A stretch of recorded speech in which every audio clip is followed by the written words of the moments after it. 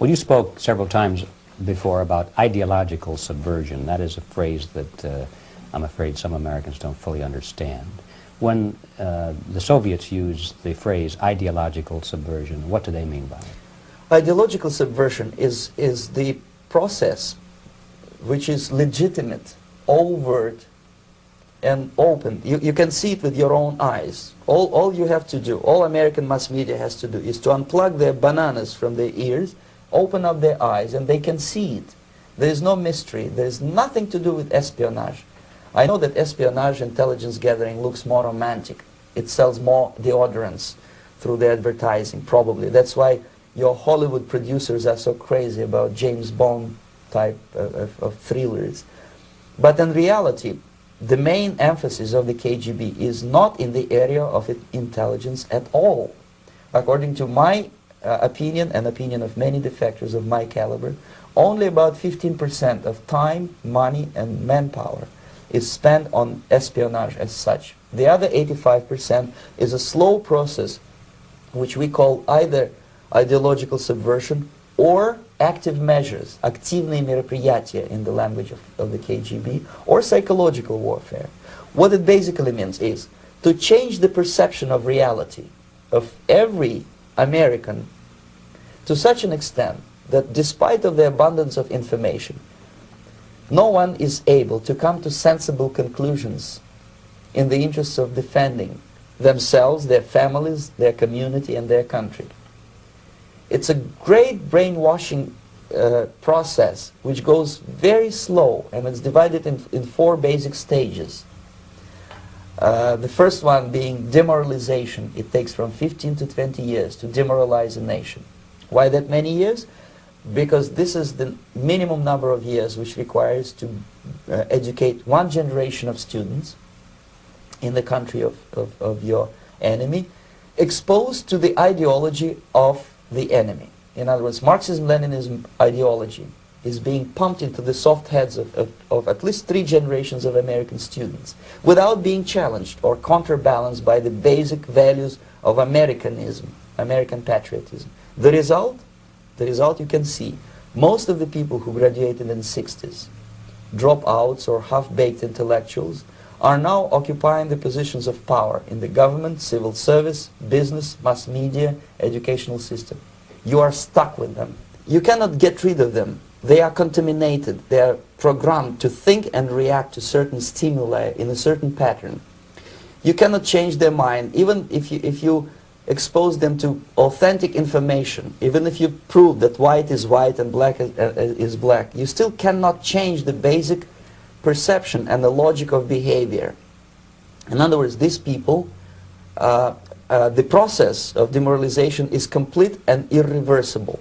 To get rid of society of these people, you need another 20 or 15 years to educate a new generation of patriotically minded and common sense people who would be acting in favor and in the interests of the United States society.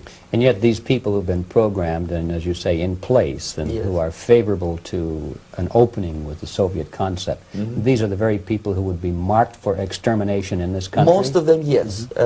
Simply because the psychological shock when they will see in future what the beautiful society of equality and social justice means in practice, obviously they will revolt. They will be very unhappy, frustrated people. And the Marxist-Leninist regime does not tolerate these people. Obviously they will join the links of dissenters, dissidents. Unlike in present United States, there will be no place for dissent in future Marxist-Leninist America.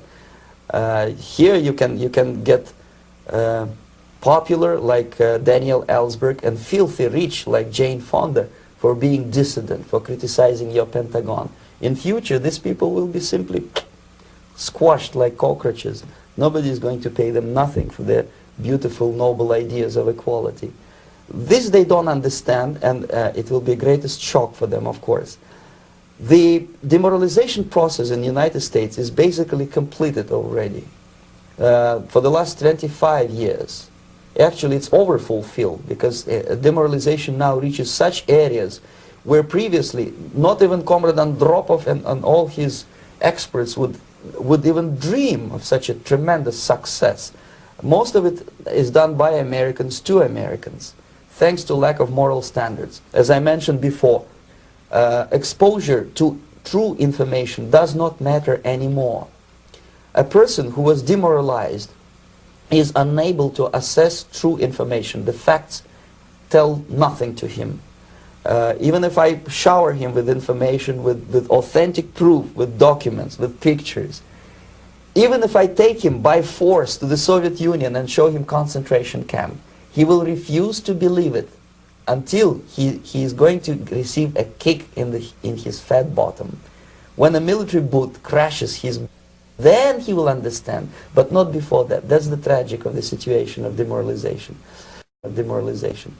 So basically America is stuck with demoralization, and unless, even if you start right now, here, this minute, you start educating new generation of Americans, it will still take you 15 to 20 years to turn the tide of ideological perception of reality back to normalcy and patriotism. The next stage is destabilization.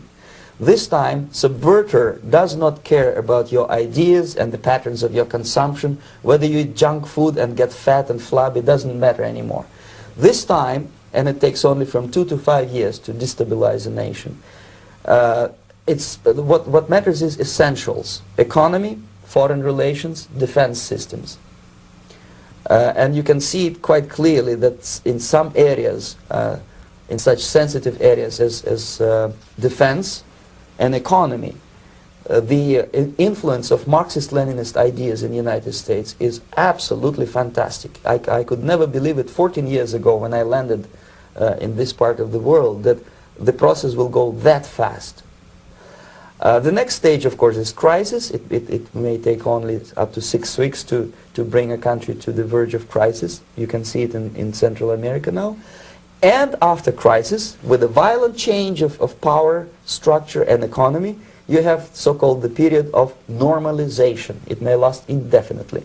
Normalization is a cynical expression borrowed from Soviet propaganda. When the Soviet tanks moved into Czechoslovakia in '68, Comrade Brezhnev said, "Now the situation in brotherly Czechoslovakia is normalized." This is what will happen in the United States if you allow all these schmucks to bring the country to crisis, to promise people all kind of goodies and the paradise on earth, to destabilize your economy, to eliminate the principle of free market competition, and to put a big brother government in Washington, D.C., with benevolent dictators like Walter Mondale, who will promise lots of things, never mind whether the promises are fulfillable or not. He will go to Moscow to kiss the bottoms of new generation of Soviet assassins.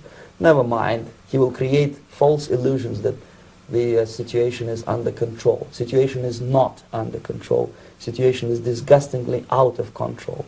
Most of the American politicians, media, and educational system trains another generation of people who think they are living at a peacetime. False.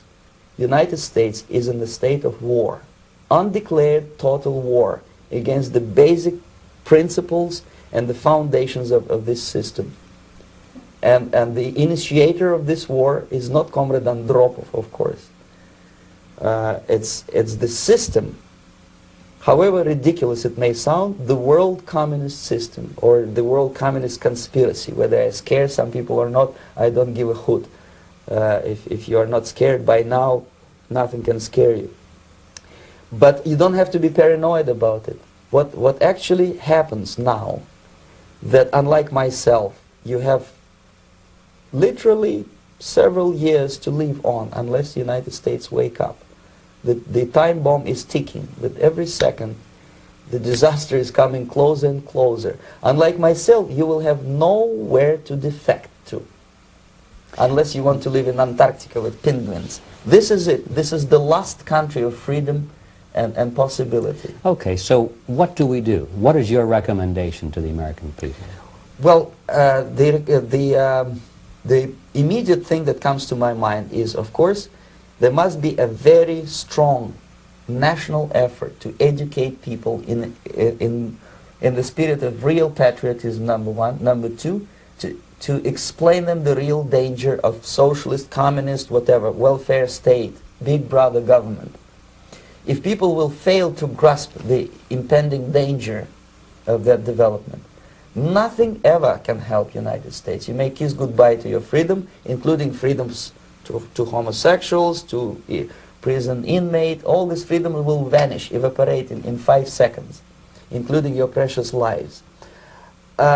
The second thing, the moment at least part of the United States population is convinced that the danger is real, they have to force their government. And I'm not talking about sending letters, signing petitions, and all this beautiful, noble activity. I'm talking about forcing United States government to stop aiding communism. Because there is no other problem more burning and urgent than to stop the Soviet military-industrial complex from destroying whatever is left of the free world. And it is very easy to do.